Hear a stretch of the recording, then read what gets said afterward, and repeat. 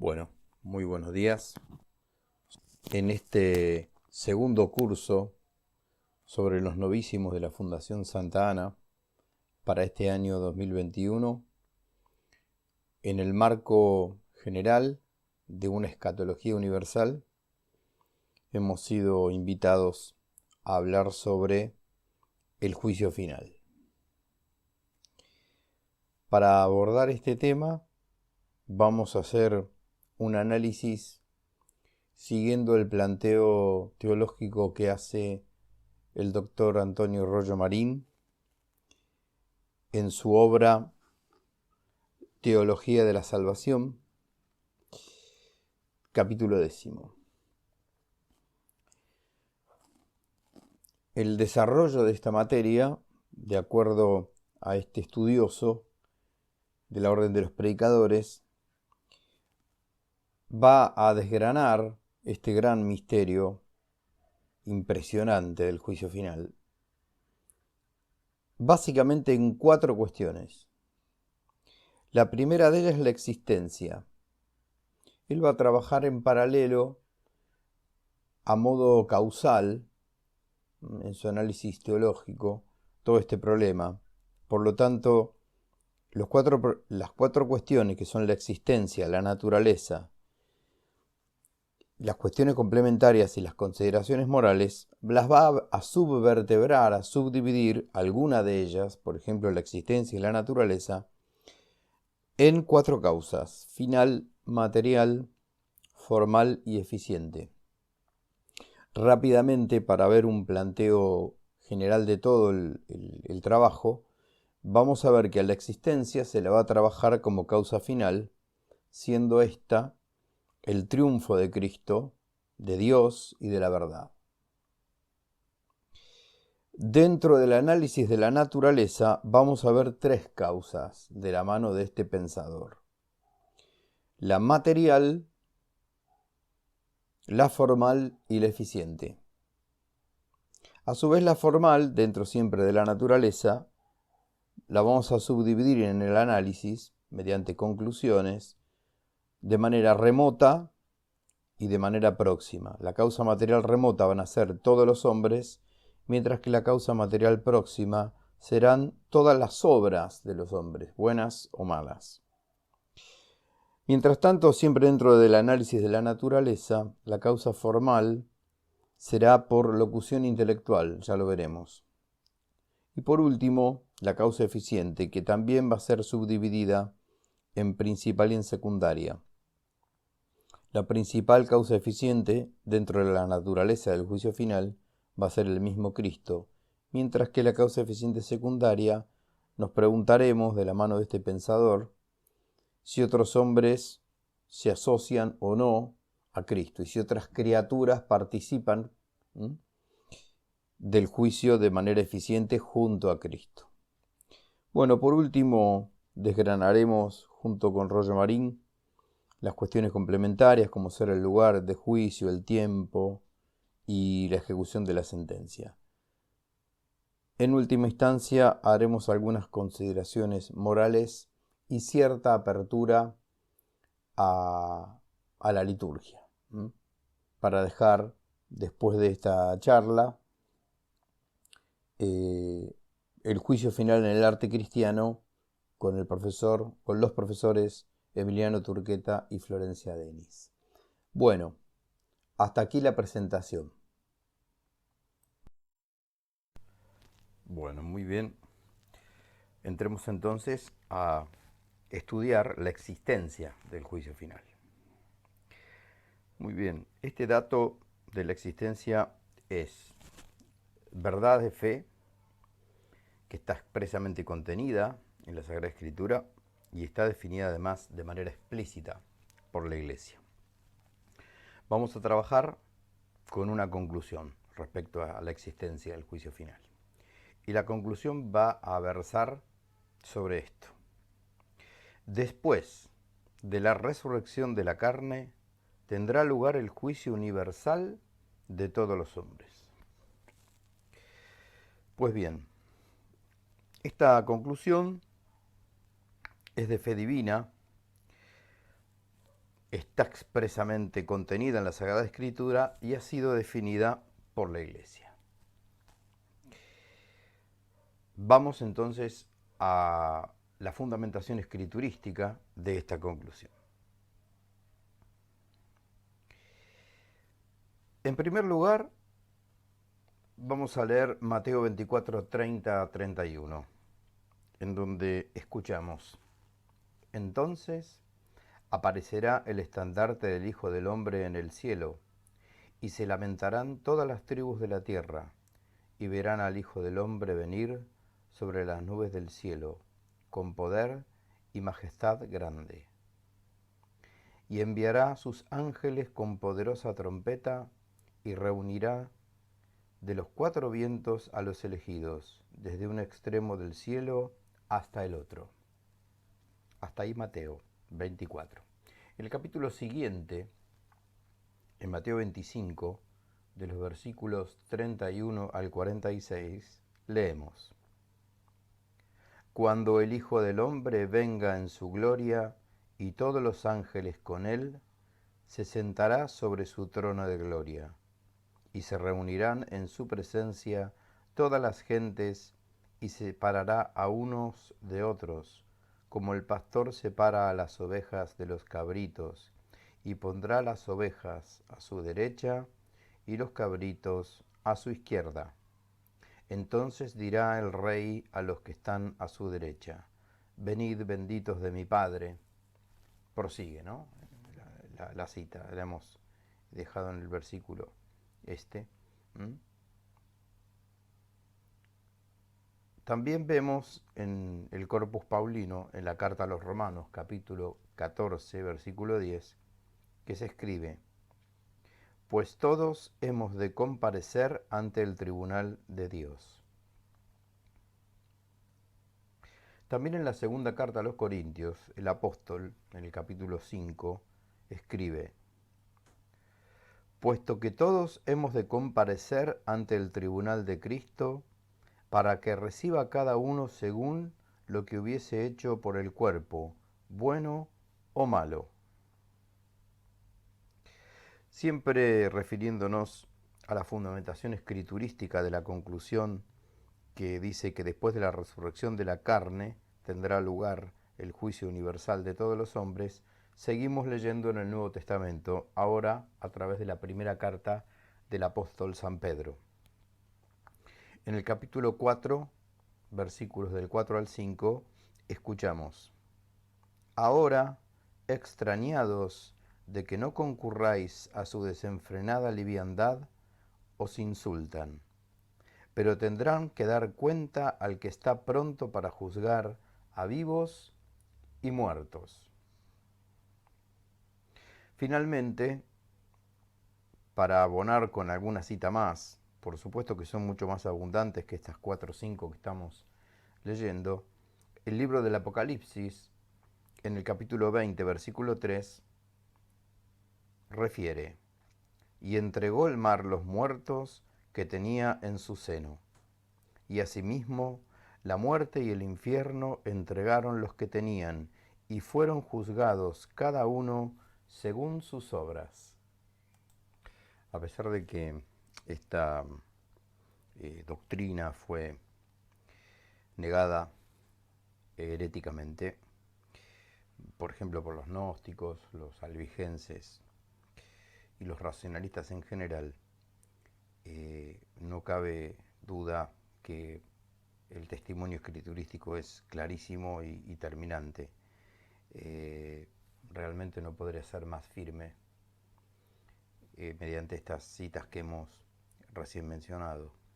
Para pasar a una segunda fundamentación patrística, también tenemos que advertir que todos los santos padres han establecido con claridad una teología del juicio, tanto en el modo de celebración como en la figura del juez y sobre todo en los que han de comparecer ante este juez en el juicio, ¿no? En eso no vamos a ahondar, vamos a pasar a los datos en tercer lugar, siempre fundamentando la conclusión, que dice al respecto del magisterio de la Iglesia, cómo se ha expresado cómo se ha definido expresamente la Iglesia respecto a esta verdad, ¿no? Bien, es parte, la doctrina del juicio universal, es parte del depósito de la divina revelación y está sobre todo recogida en los símbolos de la fe. Vamos a leer algunos de ellos, ¿no? Por ejemplo, en el símbolo apostólico rezamos: creo que ha de venir a juzgar a los vivos y a los muertos. Del mismo modo, el símbolo atanasiano dice: a cuyo advenimiento todos los hombres han de resucitar con sus propios cuerpos para dar cuenta de sus actos. Por otro lado, el símbolo que emana de los concilios de Nicea y de Constantinopla reza: y otra vez ha de venir con gloria a juzgar a los vivos y a los muertos. Posteriormente, el cuarto concilio de Letrán escribe: creemos y confesamos firmemente que al fin de los siglos ha de venir a juzgar a los vivos y a los muertos, y dará a cada uno según sus obras. Lo mismo repiten los concilios segundos de León, de Florencia y el mismo concilio de Trento. En Benedicto XII leemos al respecto, ¿no? Definimos además que en el día del juicio todos los hombres comparecerán con sus propios cuerpos ante el tribunal de Cristo para dar cuenta de sus propias obras. Bueno, desde un punto de vista positivo, hemos recorrido, para abonar la conclusión que después de la resurrección de la carne tendrá lugar el juicio universal de todos los hombres, elementos de la Sagrada Escritura y del magisterio de la Iglesia. No hemos ahondado en el testimonio de los padres, que no es despreciable, al contrario, es conciso, perdón, no quise decir conciso, es contundente y abundante. Bien, convendría entonces entrar ahora en lo que es especulativamente lo que ha hecho la razón teológica en el magisterio bimilenario y en la reflexión de tantos siglos a través de esta verdad, ¿no? Decíamos que justamente en este punto de la razón teológica es bueno advertir que al tratarse de una verdad estrictamente sobrenatural, la simple razón natural no puede ni siquiera introducirnos en la existencia del juicio. Solamente la razón iluminada por la fe puede encontrar razones que prueben esa alta conveniencia de ese acontecimiento supremo, ¿no? Casi, tal vez el acontecimiento más extraordinario de todos, por lo menos en el marco del tiempo y de la historia. Así que lo que conviene hacer en base a esto es seguir con los pasos del estudio del juicio final, entrando en la naturaleza, entrando en las cuestiones complementarias como el tiempo, el lugar, la señal y la ejecución de la sentencia. Nosotros estamos siguiendo para esta exposición el esquema que Antonio Rollo Marín desarrolla en su Teología de la Salvación, casualmente el capítulo 10, ¿no? Él plantea el problema, lo analiza desde 4 causas, ¿no? Desde una causa final, desde una causa material, una causa formal y una causa eficiente. Casualmente la existencia, que es esto que estábamos recién desarrollando, tendría que ver con la causa final, es decir, el triunfo de Dios, de Cristo y de la verdad. Las causas que siguen en este esquema de estudio del problema del juicio final, tendríamos que entrar ahora en la naturaleza. Dentro de la naturaleza están entendidas como causa material, como causa formal y como causa eficiente. Esas 3 harían el estudio de la naturaleza del juicio final. Así entonces, entrando en la naturaleza del juicio final, vamos a analizar entonces las causas, ¿no? Bien, respecto a la causa final, nada más ni nada menos, la que mueve todo, hacia sí, cabe hacerse la pregunta, bien, ¿cuál es la finalidad del juicio universal, ¿no? ¿Cuál es la razón de ser? Y la respuesta tiene tres, tres ejes. ¿M? Es decir, la razón de ser por parte de Dios, la razón de ser por parte de Cristo y la razón de ser por parte de los hombres. Vamos a jugar un poco con estos tres ejes, ¿no? Por parte de Dios, a su vez, tendremos que mencionar, hacer mención a su sabiduría infinita, a su providencia admirable y a su justicia divina. Por parte de Dios respecto a la primera, es decir, a su sabiduría infinita, bueno, se hará patente, la finalidad del juicio universal es que se haga patente a la faz del mundo entero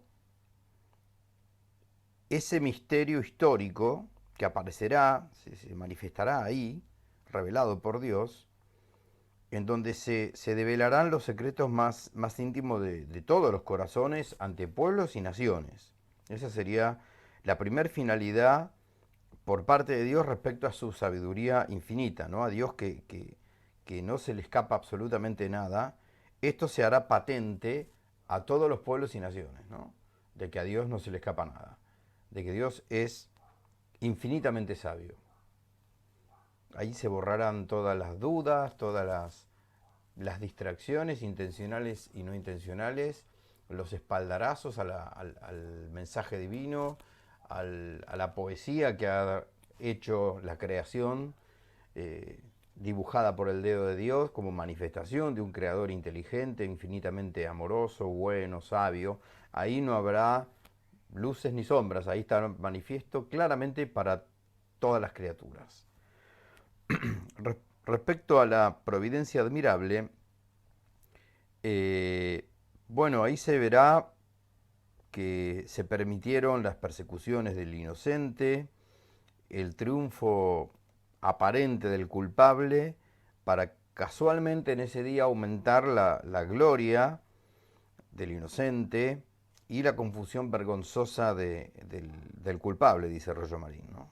La divina providencia jamás permite el mal, sino para sacar mayor bienes. Eso también se hará finalmente y magníficamente manifiesta que recovecos, que pasos de cierta penumbra, de cierta oscuridad tuvo la providencia admirable de Dios para llegar a ese último y magnífico día. En tercer lugar, siempre la causa final por parte de Dios, hay que hablar entonces de la justicia divina, donde se restablecerá definitivamente el orden conculcado, dice Roger Marín, se premiará la virtud perseguida y se castigará al vicio. Se cita ahí al eclesiástico, donde se dice, otra cosa he visto debajo del sol. Perdón, al Eclesiastés, no al eclesiástico, al Eclesiastés capítulo 3. Otra cosa he visto debajo del sol, que en el puesto de la justicia está la injusticia, y en el lugar del derecho la iniquidad. Por eso me dije, Dios juzgará al justo y al injusto. Bien, esa es la respuesta a la pregunta acerca de la razón de ser, la causa final del juicio por parte de Dios. ¿Qué es lo que ha movido a Dios a decretar la celebración de tamaña asamblea al final de los siglos por parte de Cristo? Tenemos que responder también desde tres cosas. Es decir, el día del juicio va a aparecer claramente ante el mundo entero que Cristo es el Hijo de Dios, que Cristo es el Redentor de la humanidad y que Cristo es el Rey del cielo y de la tierra. Esas tres cosas. Respecto a la primera, es decir, a que Cristo es el Hijo de Dios, se contestará ya definitivamente a lo que puso en duda Satanás en aquellas tentaciones que están registradas en los sinópticos de Mateo. Si eres el Hijo de Dios, haz que estas piedras se conviertan en, ¿no? Lo mismo que pasó con los judíos cuando los retaron a que demostrara que era el Hijo de Dios bajando de la cruz. Del mismo modo, es preciso que esta verdad resplandezca en ese momento y aparezca ante los ojos del mundo entero la divinidad de Cristo, el Hijo muy amado del Padre, en el cual tiene él puestas sus complacencias. Esto lo vemos en Mateo 17, ¿no es cierto? Respecto a Cristo como Redentor del mundo, se verá que con su sangre preciosísima redimió a la humanidad, casualmente desde el árbol de la cruz.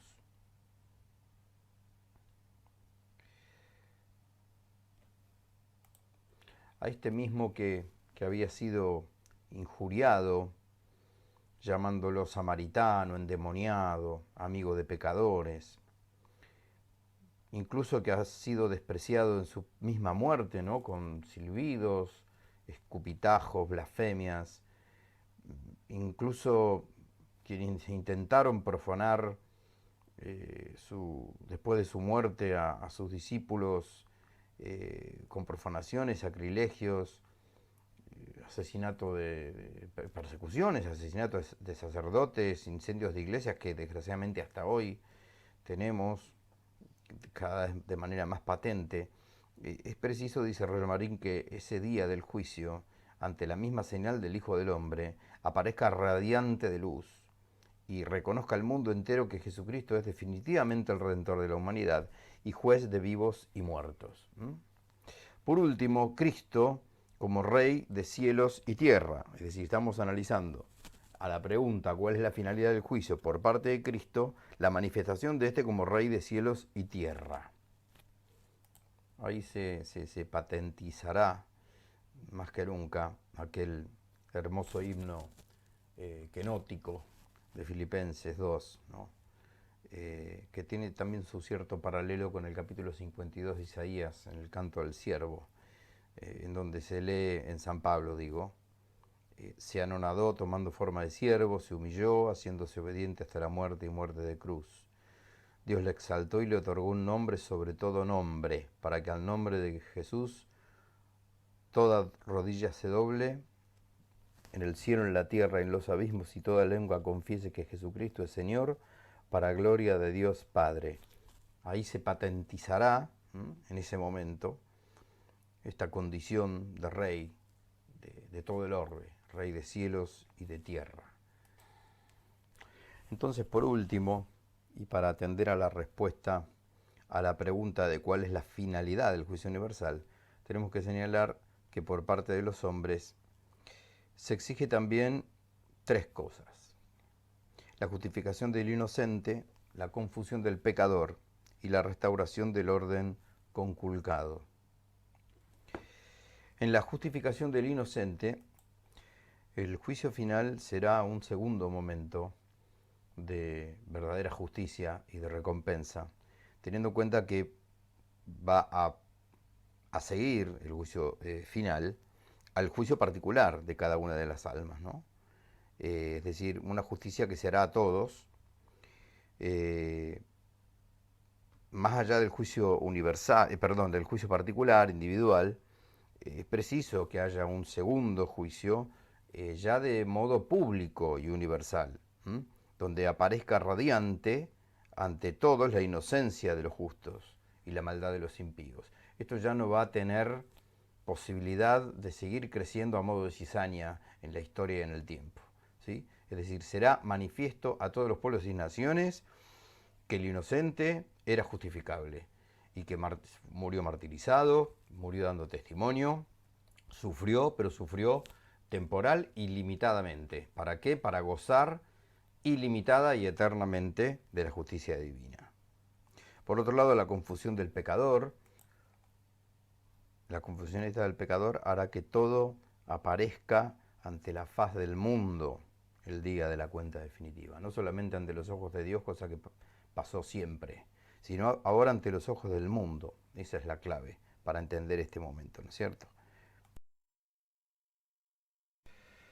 Dejada entonces la causa final, Vamos a entrar ahora en la segunda causa que debemos estudiar de acuerdo a ese plan, que es la causa formal. Perdón, la causa material. La causa material la vamos a tener que distinguir en, en dos. La remota y la próxima. La causa material remota la constituyen, bueno, todos los hombres del mundo, sin ninguna excepción. Mientras que la causa material próxima serán las obras buenas o malas realizadas por cada uno de los hombres.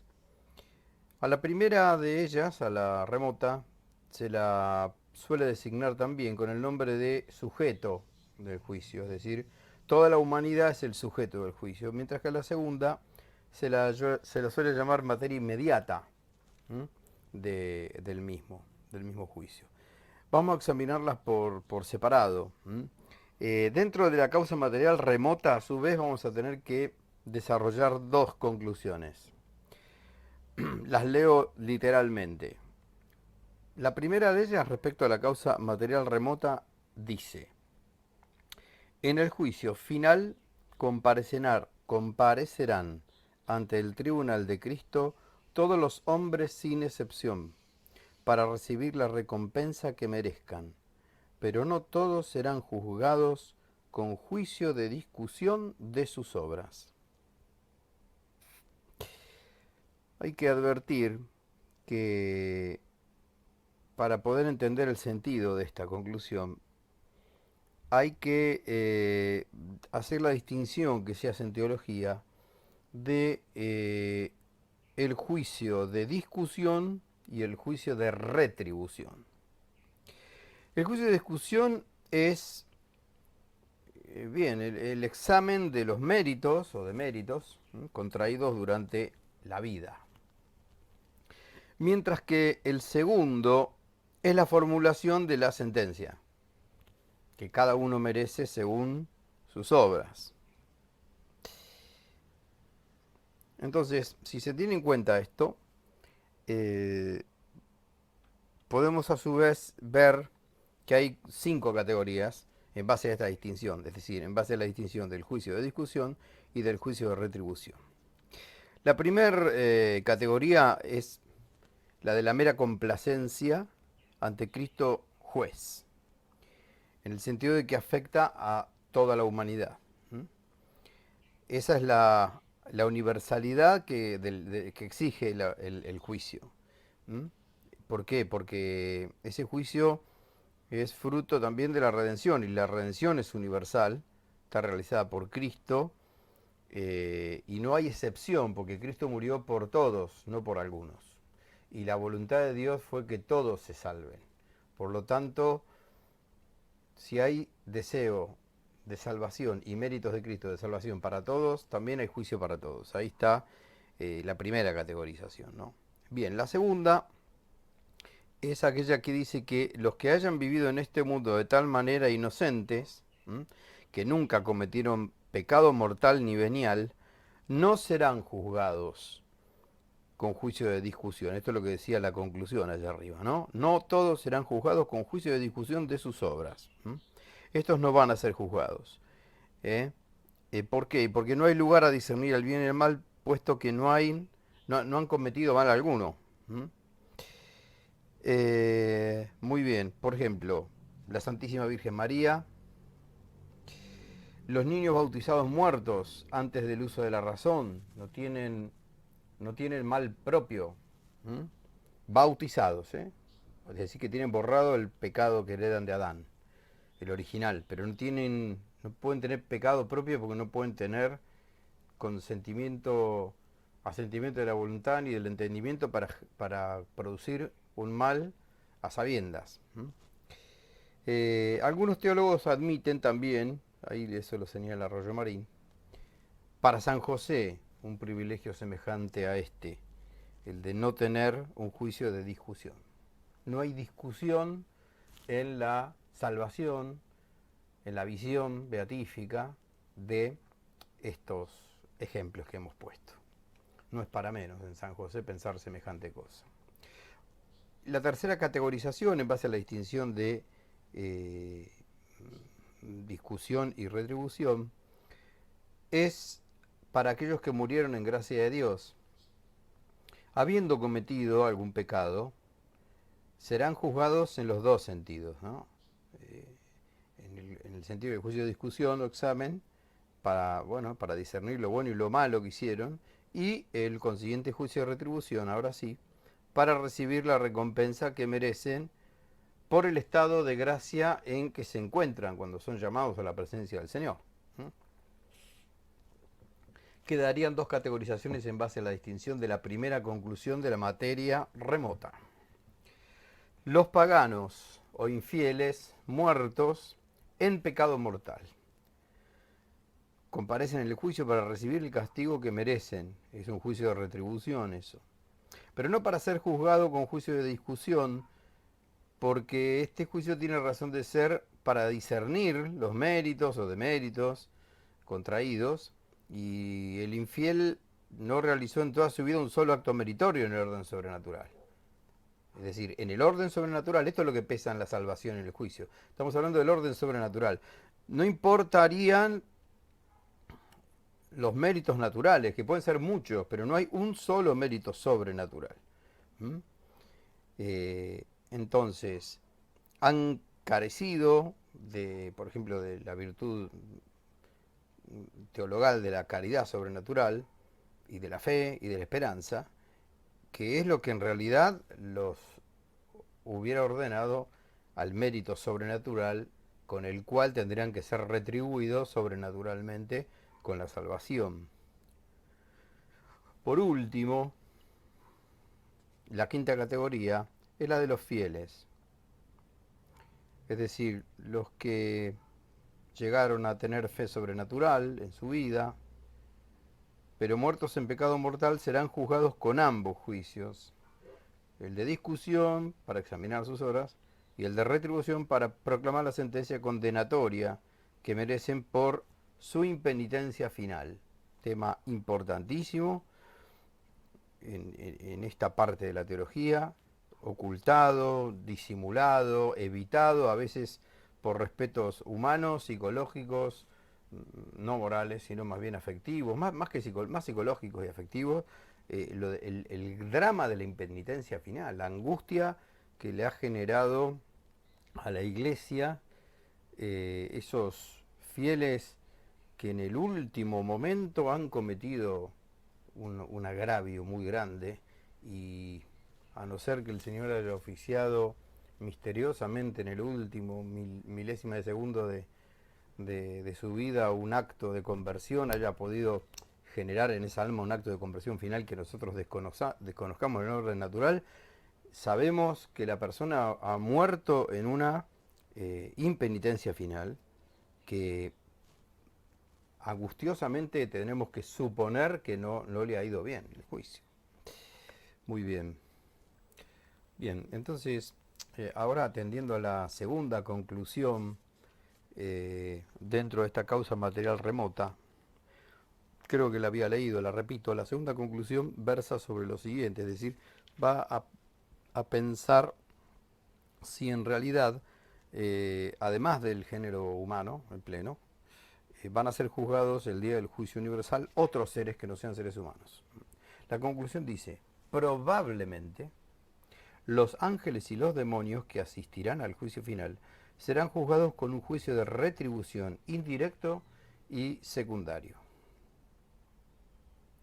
Bueno, el planteo de la cuestión tiene que ver con ciertas expresiones de las Escrituras, en donde parece que se afirma que los demonios y los ángeles también van a ser juzgados. Vamos a pasar por algunas de ellas. En la primera carta a los Corintios, San Pablo le pregunta a los corintios respecto a cuando iban a litigar a los tribunales paganos: ¿no sabéis que hemos de juzgar aún a los ángeles? Pues mucho más las naderías de esta vida. En la segunda carta de Pedro leemos, capítulo 2. Porque si Dios no perdonó a los ángeles que pecaron, sino que precipitados en el Tártaro, los entregó a las prisiones tenebrosas, reservándolos para el juicio. ¿Mm? La tercera es de la carta de Judas y dice, capítulo 6.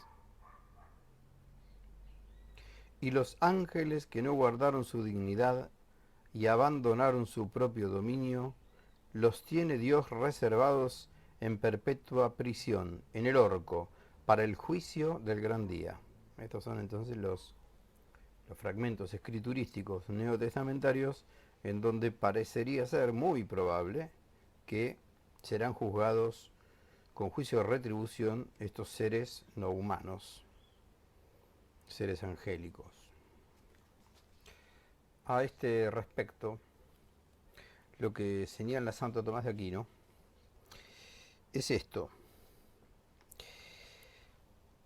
Es decir, para estos seres, para los ángeles y los demonios, va a caber un juicio de retribución, no un juicio de discusión. Como para sintetizar, Tomás lo que dice es que por aquello del ángel caído, obstinado en el mal, irremediablemente obstinado en el mal, y el ángel bueno, confirmado en gracia, no puede haber una discusión acerca de lo que han hecho desde su decisión única y definitiva antes de la creación del hombre. No puede haber, es irrevocable, digamos, esa decisión que han tomado por ser un ser simple. Ahora, lo que plantea, ahí lo leo brevemente a Santo Tomás, dice, de donde hay que concluir que directamente hablando el juicio no afecta a los ángeles, sino únicamente a los hombres, pero de un modo indirecto se relaciona de alguna manera con los ángeles, en cuanto que intervinieron en los actos de los hombres. Téngase en cuenta además que después del juicio final, todos los demonios serán encerrados definitivamente en el infierno, ya que no habrá más hombres a quienes tentar, única causa por la que se les permitiría vagar por el mundo. ¿Mm? Se les ha permitido vagar por el mundo para tentar, para purificar a la iglesia, para santificar al hombre, mediante los procesos que ya conocemos de santificación, mediante la tentación y la tribulación, pero no le agrega ni le saca nada de discusión al mérito o al demérito que cada uno tenga según sus obras, siempre hablando del mundo angélico. Bueno, bien, pasando ahora a la causa material próxima, vamos a ver no quién será sometido a juicio, sino de qué se lo juzgará. Esto es lo que habíamos dicho que constituía la causa material próxima. Bueno, vamos a recoger la doctrina de Santo Tomás de Aquino en dos conclusiones. La primera de ellas dice, en el juicio final, cada uno de los juzgados verá en su conciencia todas las obras que realizó durante su vida terrena, buenas o malas. Y la segunda, cada uno de los juzgados verá claramente la conciencia de todos los demás con todas sus buenas o malas obras. He ahí entonces las dos conclusiones. Vamos a hablar un poco brevemente de cada una de ellas. Vamos a la primera entonces. En el juicio final, cada uno de los juzgados verá en su conciencia todas las obras que realizó durante su vida terrena, buenas o malas. Bueno, en realidad ese juicio ya tuvo lugar en los que han muerto, en el juicio particular. Lo que señala la teología es que ese acontecimiento también debe suceder a modo de renovación en el juicio universal, es decir, cada uno de nosotros en nuestro juicio particular seremos juzgados en esta materia, en esas materias, pero va a haber una renovación del juicio en el juicio universal. Santo Tomás explica que, esperen que encuentre la cita, es necesario en cualquier juicio que el testigo, el acusador y el defensor tengan noticias de las cosas que se han de juzgar. Pero como en el juicio final han de someterse a juicio todas las obras de los hombres, es preciso que cada uno tenga noticias de todas sus obras, buenas o malas.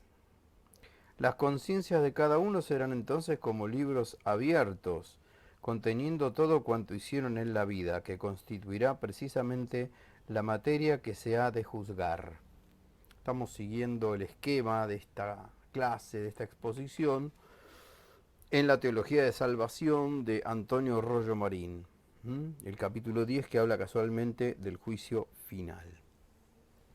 Bueno, van a aparecer las acciones exteriores de la propia conciencia, también las interiores, las realizadas, las omitidas culposamente, pecados graves, leves, imperfecciones de todo tipo, ¿no? Y también aparecerán las obras buenas, grandes, pequeñas e insignificantes, y que hayan pasado casi inadvertidas, eh, que se nos han escapado a nuestra mirada y, y no se pasan a la mirada de Dios. Santo Tomás plantea, en eso no me voy a meter, pero Santo Tomás plantea algunas dificultades respecto a esta conclusión, y una de ellas es cómo puede ser que en tantas obras realizadas durante la vida, cómo acordarse de todo, siendo que muchas de ellas se han borrado por completo de la memoria, y cómo será posible recordarlas a todas. Pero no vamos a ir a esa solución. Vamos a avanzar en este desarrollo de la causa material próxima respecto a la segunda conclusión que citábamos hace un minutito atrás, la repetimos. Segunda conclusión. Cada uno de los juzgados verá claramente la conciencia de todos los demás con todas sus buenas o malas obras. Así que esto será una exposición, una exhibición que se nos fue hecha en privado, en un juicio particular, de manera pública, por decirlo de alguna manera, en el juicio universal, ya que nada absolutamente escapa al control de Dios, y mucho menos escapa al juicio. Pensamientos, palabras, obras, omisiones. Se van a publicar íntegramente las buenas y malas obras, tanto de los justos como de los pecadores.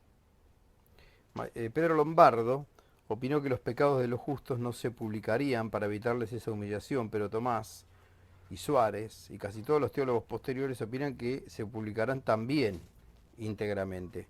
Y dan la razón porque la omisión de los pecados de los justos llevaría consigo también a la perfecta penitencia realizada por ellos, con lo que se disminuiría, dicen, en gran parte la gloria de los santos y la alabanza de la bondad de Dios, que tan misericordiosamente liberó a sus escogidos. Santo Tomás escribe en una respuesta: ni esto causará la menor humillación de los justos, como no se avergüenza Santa María Magdalena de que sus pecados sean publicados en la iglesia cuando se lee o predica el Evangelio. Porque porque la vergüenza, como dice San Juan Damasceno, es el temor de perder la gloria, la cual no es posible en los bienaventurados. Por lo contrario, está hablando Tomás, por lo contrario, tal publicación será para gran gloria suya a causa de la penitencia que de ellos hicieron, de modo semejante a como el confesor se alegra mucho cuando advierte que el penitente confiesa con gran claridad y arrepentimiento los grandes pecados que cometió. En cierto modo, sin embargo, puede decirse que los pecados de los justos han sido excluidos del juicio, en cuanto que Dios no los mira para castigarlos. Bueno, como siempre, la lupa y la pluma de Santo Tomás entra hasta lo más profundo de las problemáticas que se analizan, ¿no? Bueno, hasta aquí estamos entonces con lo que hemos desarrollado hoy, que es la causa material. Seguimos entonces con la causa formal y lo vamos a seguir de esta manera.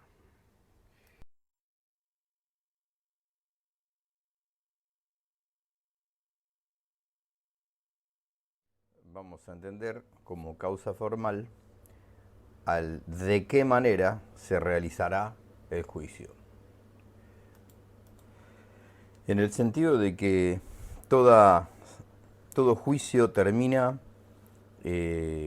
formalmente con una sentencia, hay que concluir que Cristo en el juicio final va a pronunciar dos sentencias, ¿no?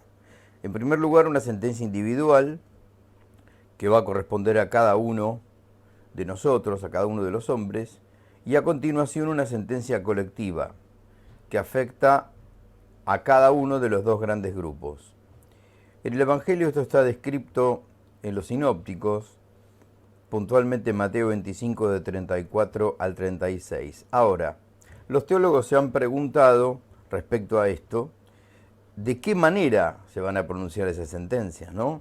Si por una locución mental, individual o colectiva, o se pronunciarán palabras de nuestro lenguaje humano, de nuestro lenguaje articulado, ¿no?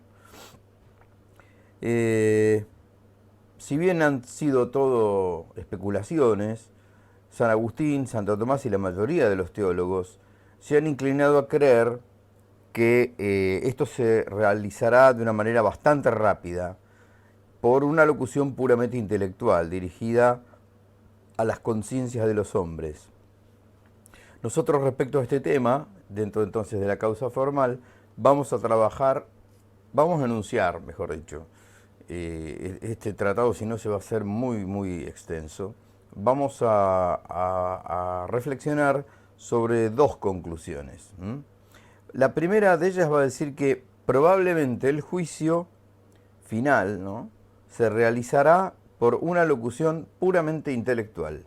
Y la otra conclusión dirá que la mutua visión de los méritos y deméritos de cada uno se verificará no instantáneamente, pero sí en un tiempo brevísimo, contribuyendo a ello el divino poder.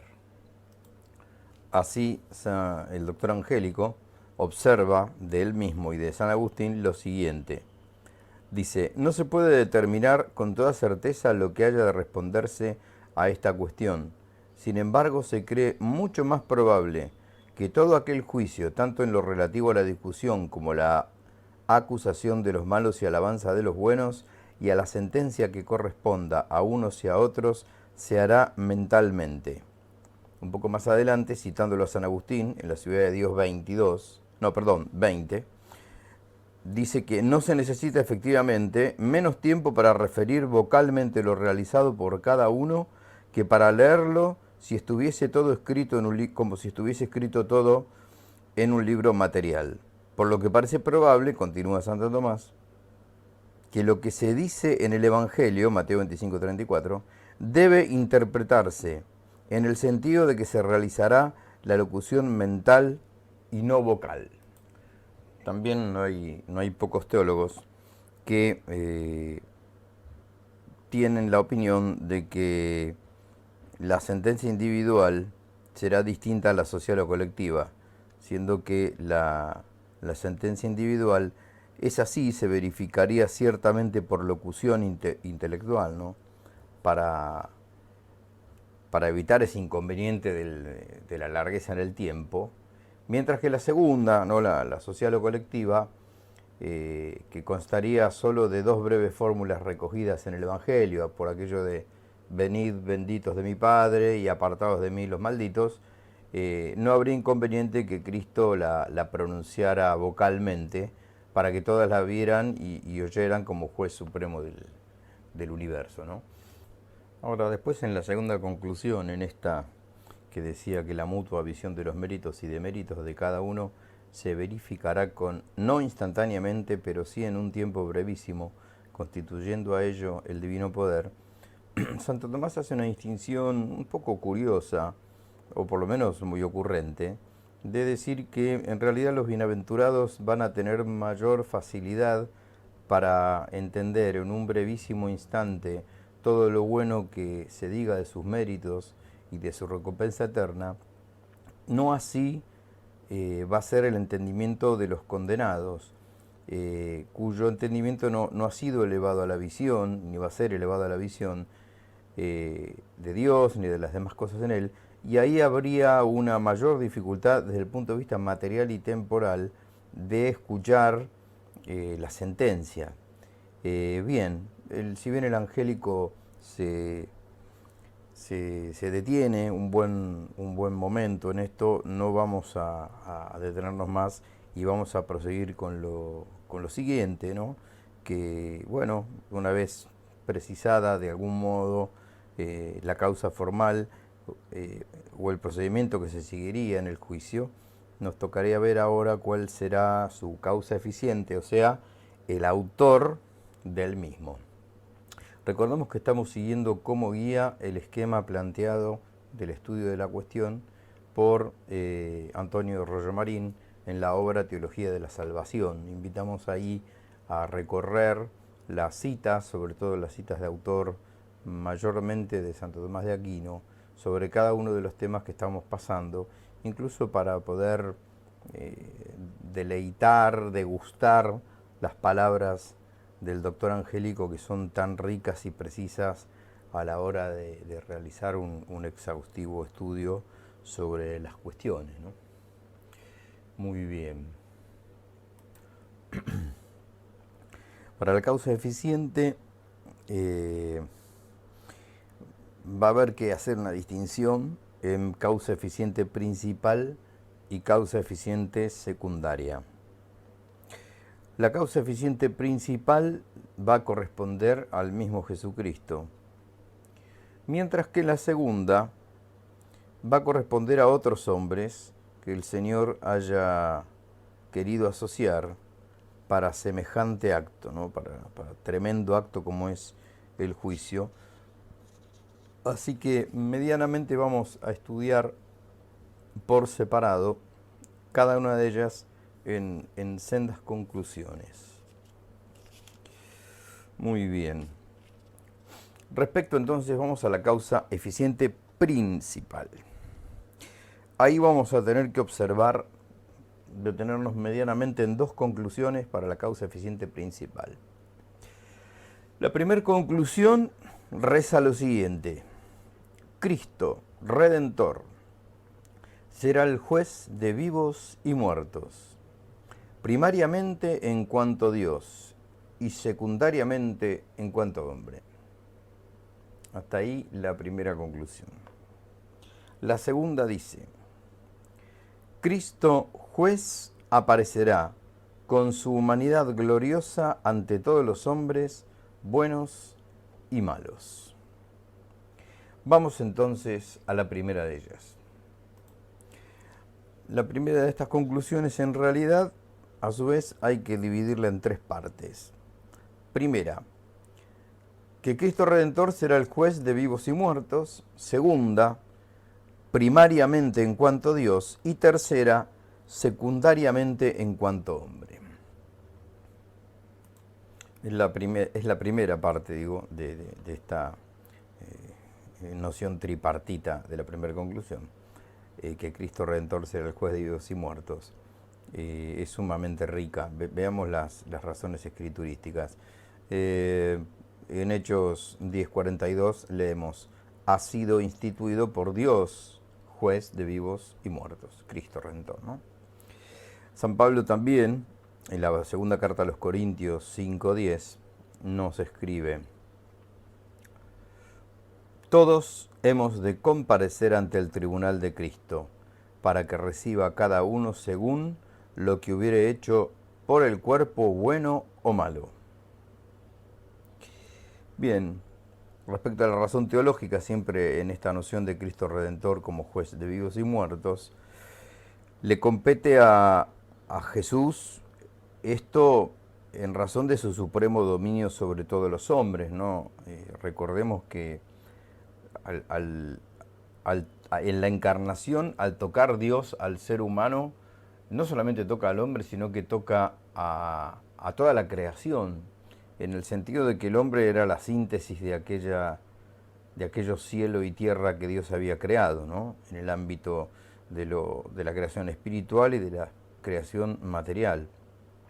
Es en este dominio que le pertenece no solo en cuanto Dios por razón de la creación, sino incluso en cuanto hombre, ¿sí? En virtud de la redención del género humano, que está realizada por medio de su humanidad santísima. Es decir, no alcanzarían los bienes de toda la creación para obtener la vida eterna si no se le añaden el bien de la redención, que fue el que reparó esa naturaleza humana caída por el pecado original. Por eso es que se dice que Cristo Redentor será el juez de vivos y de muertos.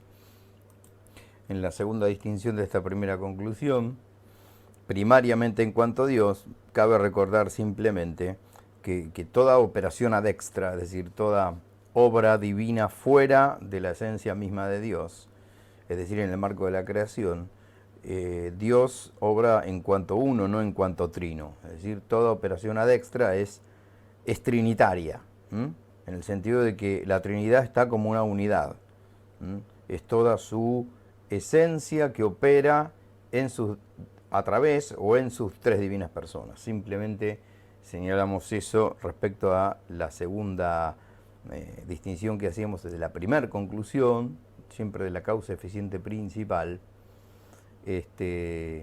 Vamos a ver si por ahí elaboramos un pequeño cuadro que ordene un poco todo este asunto, porque bueno, por ahí a la hora de explicarlo uno lo va teniendo claro, pero a la hora de escucharlo se venga bien una referencia visual de conjunto de todo este análisis que estamos haciendo de la mano del maestro Antonio Rollo Marín, de esta cuestión del juicio final, ¿no? Muy bien. Nos queda entonces la última parte, es decir, el tercer análisis de la conclusión: Cristo Redentor será el juez de vivos y muertos, primeramente en cuanto a Dios y secundariamente en cuanto a hombre. Viene casualmente esto último, ¿no? Secundariamente en cuanto a hombre.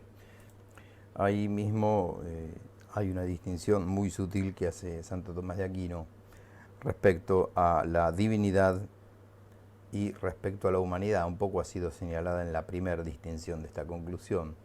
La potestad que le corresponde a la divinidad es natural, es por la naturaleza divina, es eterna.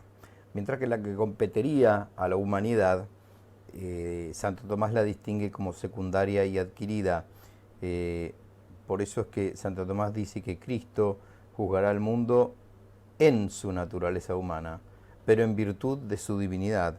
Es decir, siempre hay que rescatar ahí un valor instrumental de la humanidad de Cristo, ya que Él es redentor por haber salvado al género humano con su humanidad santísima, que estaba estrechamente unida a la divinidad. Es una acción realmente teándrica. Vamos a leer brevemente al Aquinate en este tema.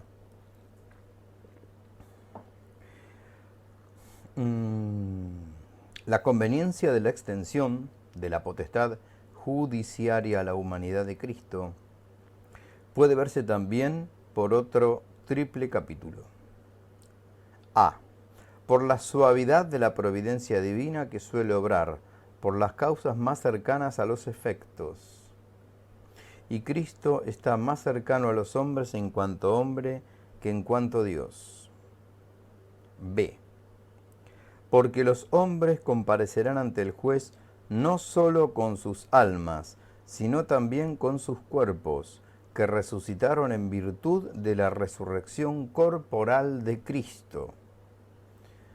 Y C, para que todos los hombres puedan ver con sus propios ojos la gloria del juez, que será dulcísimo a los buenos y terrible a los malos. Con esto hemos redondeado la primera conclusión del análisis de la causa eficiente principal del juicio final. La segunda conclusión la volvemos a recordar siempre dentro de la causa eficiente principal. Reza: Cristo juez aparecerá con su humanidad gloriosa ante todos los hombres, buenos y malos.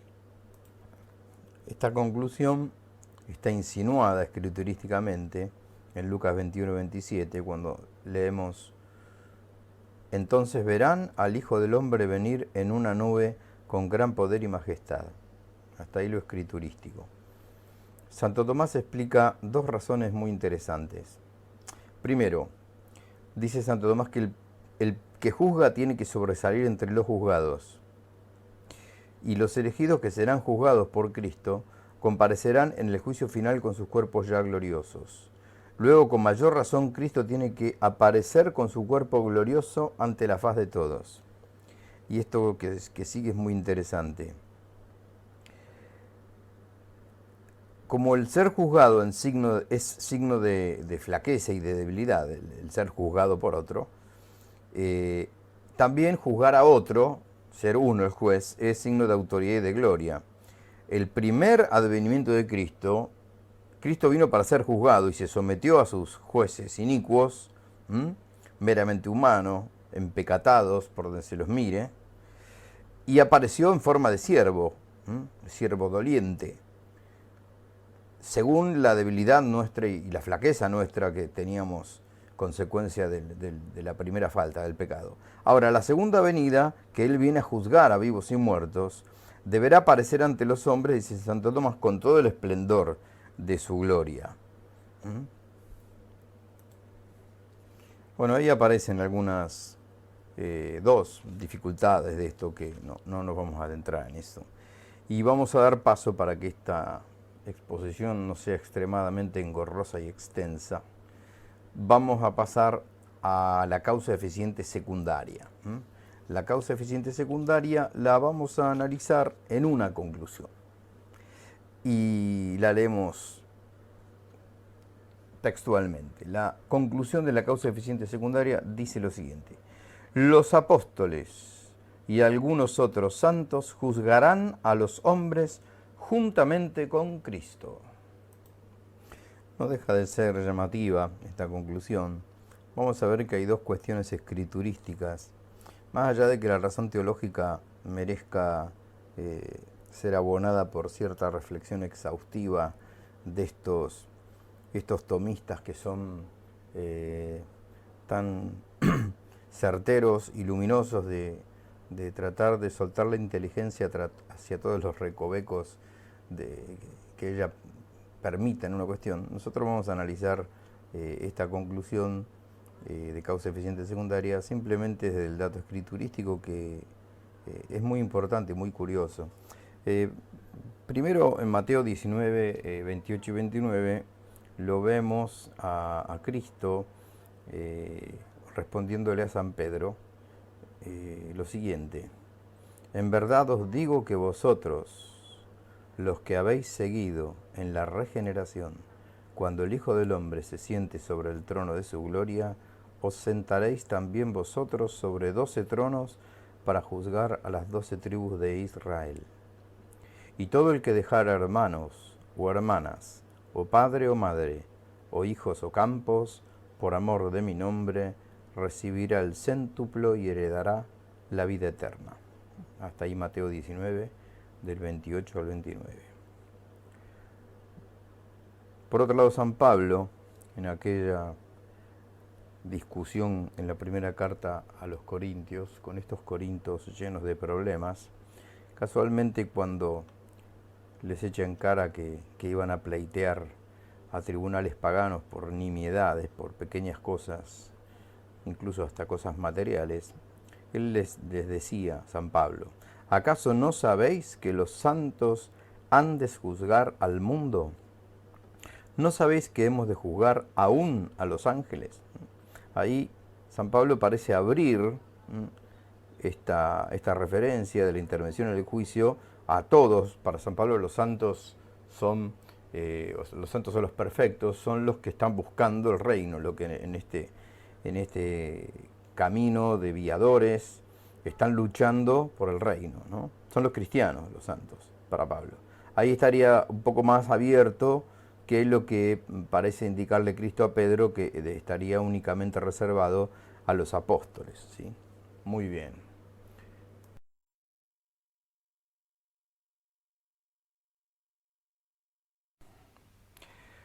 tocaría, como para ir cerrando este gran tema, tan importante tema, algunas cuestiones que hacen al lugar y al tiempo del juicio, ¿verdad? Bien, vamos a la primera. ¿Dónde será? ¿Dónde se celebrará semejante acontecimiento? Bien, en realidad con certeza se sabe muy poco. Hay algunas citas del profeta Joel en el capítulo 3 que dicen lo siguiente, vamos a entrar por ahí. Joel 3, 2. Reuniré a todas las gentes y las llevaré al valle de Josafat y discutiré con ellos la causa de mi pueblo y de mi heredad, Israel, que ellos dispersaron entre las naciones, repartiéndose mi tierra. El mismo profeta, en este mismo capítulo, un poco más adelante, prosigue en el versículo 12. Que se alcen las gentes y marchen al valle de Josafat, porque allí me sentaré, yo a juzgar a todos los pueblos de en derredor. Meted la hoz, que está ya madura la mies. Venid, pisad, que está lleno el lagar y se desbordan las cubas, porque es mucha su maldad. Muchedumbres, muchedumbres en el valle del juicio, porque se acerca el día de Yahvé en el valle del juicio. El sol y la luna se oscurecen y las estrellas pierden su brillo. Ahí avanzado hasta el versículo 15 el profeta. A la hora de interpretar este pasaje, una exégesis material, estrictamente material, en base a lo que suena, se encuentran los santos padres y algunos antiguos teólogos concretizando el valle de Josafat como el lugar preciso del juicio. Más allá del sentido literal de estos textos, en que se está aludiendo al fin, al juicio final de la humanidad, hay que tener en cuenta qué quiere decir Josafat en hebreo, ¿sí? Josafat en hebreo quiere decir nada más ni nada menos que Dios juzga. Eso quiere decir Josafat. Dios juzga. Por lo tanto, podría emplearse esta palabra para designar el Valle del Juicio, ¿no? Geográficamente donde la tradición y la historia han establecido el Valle de Josafat, concerniente a ese torrente, al barranco que hay entre el torrente del Cedrón, que separa Jerusalén del Monte de los Olivos, ¿no? Es decir, la localización no se impone a nuestra fe, la localización geográfica puntual. Bueno, porque además, qué sé yo, habría también que plantearse un montón de preguntas. Si toda la humanidad entraría geográficamente en esas latitudes. Sabemos que lo natural y lo sobrenatural en ese acontecimiento se van a tocar más que nunca. Así que es sensato en la historia, en la exégesis, hacerse todo tipo de preguntas, pero algunas sabemos que van a estar de más. Por ejemplo, ¿cómo va a ser Dios para poder sumar física y geográficamente el juicio de toda la humanidad en un solo lugar del globo? Bueno, pero la pregunta es válida y aparece espontáneamente en la inteligencia, ¿no? A la hora de evaluar esto. Ahora bien, en lo concerniente a la cuestión del tiempo, nos vamos a preguntar cuándo tendría lugar el juicio universal, cuándo será. Bueno, de esto no sabemos nada. El mismo Cristo nos ha dicho con toda seguridad, ahí en Mateo 13, Cuanto a ese día o a esa hora nadie la conoce, ni los ángeles del cielo, ni el Hijo, sino solo el Padre. Estad alertas, velad, porque no sabéis cuándo será el tiempo. Hay un montón de citas linderas al plano exegético de este pasaje, que si bien tienen como rescate nuclear, vertebral, esta idea de que no lo saben los ángeles ni siquiera el Hijo del Hombre, tema también, ahora vamos a ver cómo lo cuestiona Tomás de Aquino, sí está clarísima la advertencia de estar alertas y de velar, casualmente porque el tiempo no se sabe. De todas maneras, nuestro Señor en los discursos escatológicos, sobre todo los que se rescatan en los sinópticos, ha dado señales por la insistencia de la pregunta de los discípulos respecto a cómo sabemos cuando el tiempo se acerca, y el Señor ha dado algunas claves, no nos vamos a poner hoy con eso, pero están, ¿sí? Están en los discursos escatológicos. De todas maneras, es digno de rescate una respuesta que hay en Hechos de los Apóstoles capítulo 1 versículo 7, cuando se dice: no os toca a vosotros conocer los tiempos ni los momentos que el Padre ha fijado en virtud de su poder soberano. Es muy importante esta cita, porque en esto de no os toca, todas las épocas, en todos los siglos, al final del primer milenio, al final del segundo milenio, actualmente se lucubran, se estudian, se hacen cálculos de probabilidad respecto a cuándo podría llegar a estar uno más cerca que nunca, esa inminencia que ya está de algún modo angustiando a las primeras comunidades cristianas, sigue angustiándonos a todos, porque nuestras almas oran todos los días suplicando aquello de que venga a nosotros tu reino. Ahora, es muy importante y es de una sobriedad espiritual única. No os toca a vosotros conocer los tiempos. Si bien el Señor nos dejó señas, la madurez cuando la higuera esté madura, esté dando sus frutos, cuando se alce pueblo sobre pueblo, cuando el cielo se oscurezca, etcétera, etcétera, la clave de todo esto es la vigilancia, el estar alerta, ¿sí? Así que bueno, la misteriosa expresión esa de que ni el Hijo del Hombre lo sabe, hay que entenderlo en el sentido de que no entraba en la misión de Jesús el revelarnos el día y la hora del juicio. Conmueve y inquieta un poco la inteligencia creer que el hombre perfecto no lo sabe. Tal vez su misión no haya sido participárnoslo a nosotros ni a los ángeles. Pero esta persona era persona divina, Cristo, el Hijo unigénito del Padre. No tiene manera de no saberlo, como Dios. Muy bien. Hay una cita de Santo Tomás, hoy lo había mencionado, en el suplemento de la tercera parte de la suma, ¿sí? 88.4, ahí más o menos está desarrollado, no lo vamos a desarrollar ahora, pero en resumidas cuentas Santo Tomás juzga de que él la conocía, no solo en cuanto a Dios, sino incluso en cuanto a hombre, por eso ya hablamos de hombre perfecto, ¿no?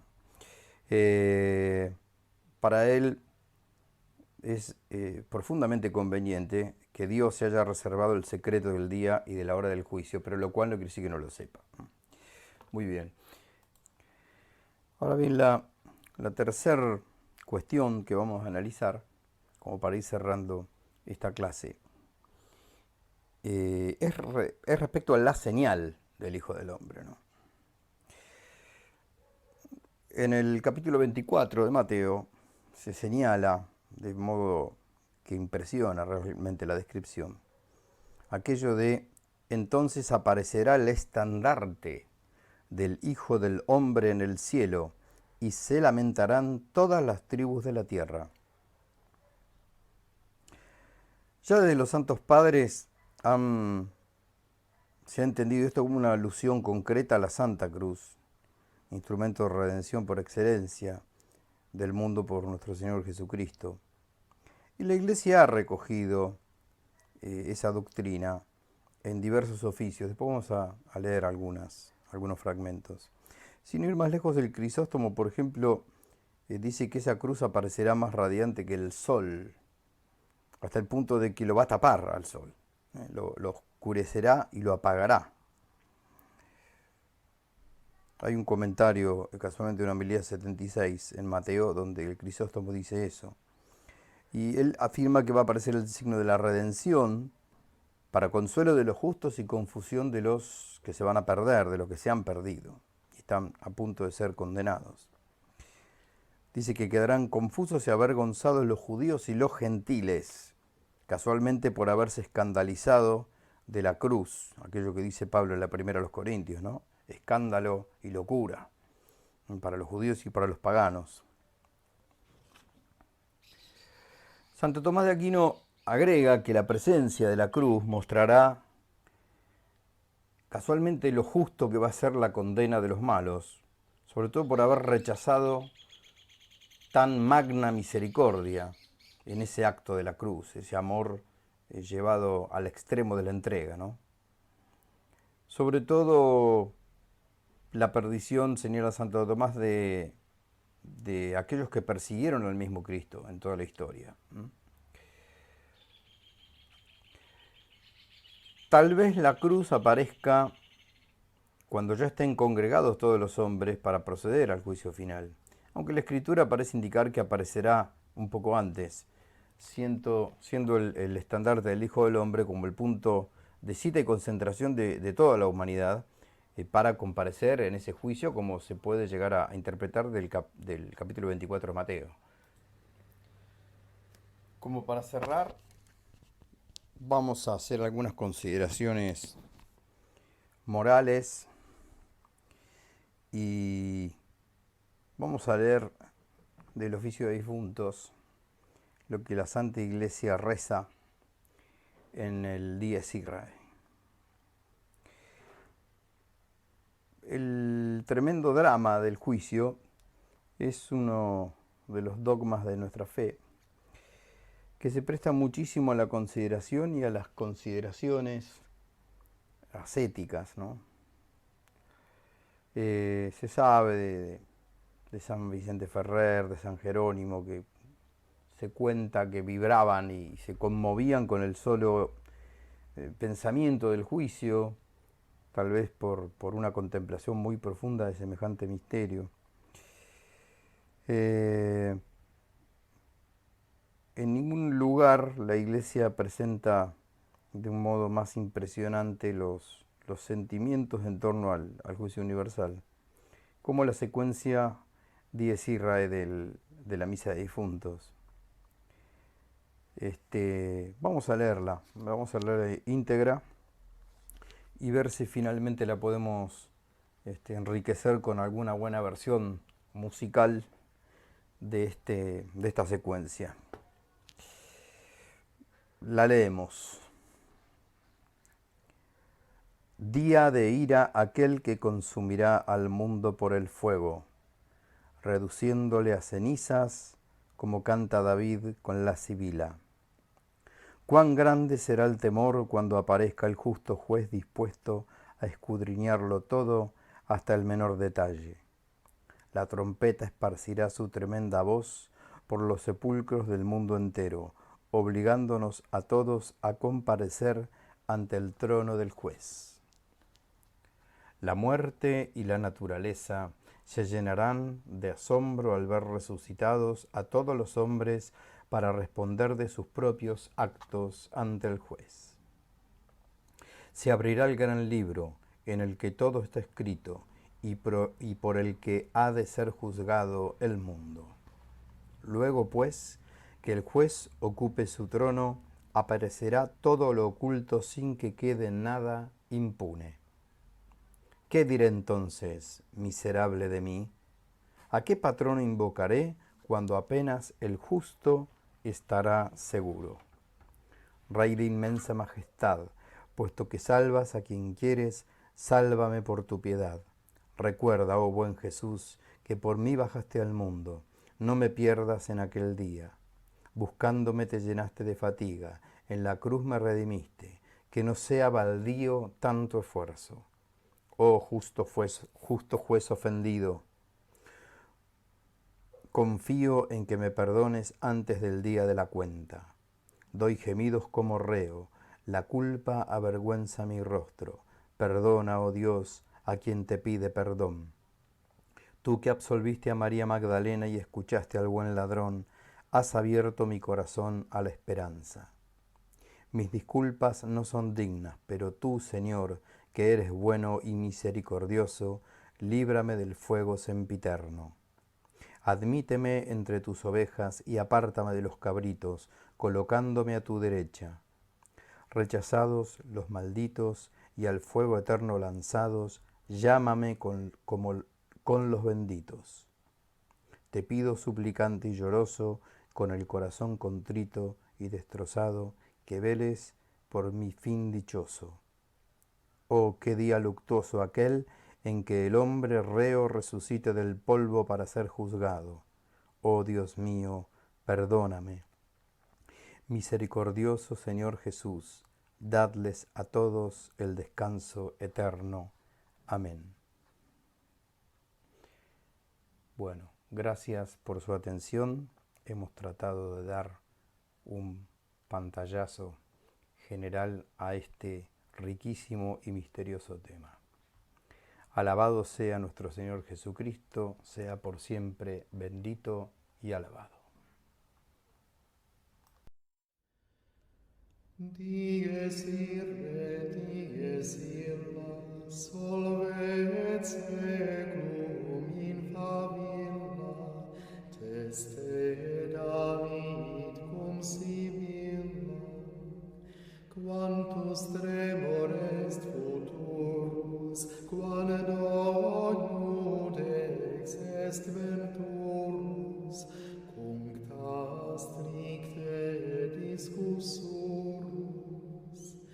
Tuba virum spargens sonum, per sepulcra regionum, coget omnes ante tronum. Mors stupebit et natura, cum resurget creatura, iudicanti responsura. Liber scriptus proferetur, in quo totum continetur, une demonus judicetur. Iudex ergo cum sedebit, quid latet apparebit, nil in ultum remanebit. Quid sum misertum dicturus, quem patronum rogaturus, cum vix justus sit securus. Rex tremende majestatis, qui salvando salvas gratis, salvame fons pietatis. Recordare Iesu pie, quod sum causa tuae vie, ne me perdas illa die. Querex me sedis illa sus, redemisti crucis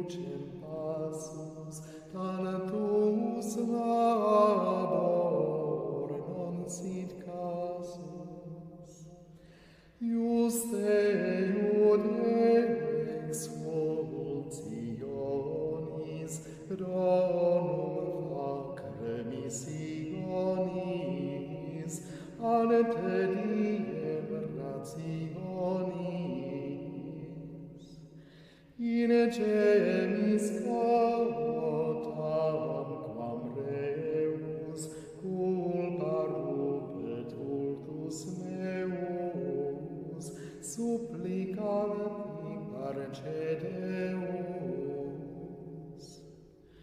qui Mariam absolvisti et latronem exaudisti mihi quoque spem dedisti preces me non sunt vigne sed tu bonus fac benigne ne perenni cremerine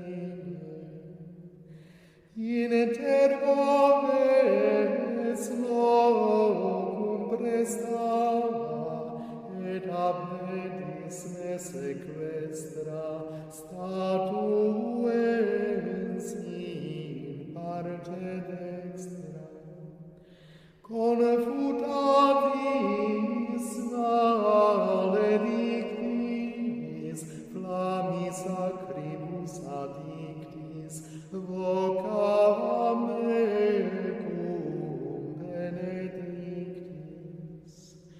oro supplex et acclinis cor contritum quasi cinis gere curam mei finis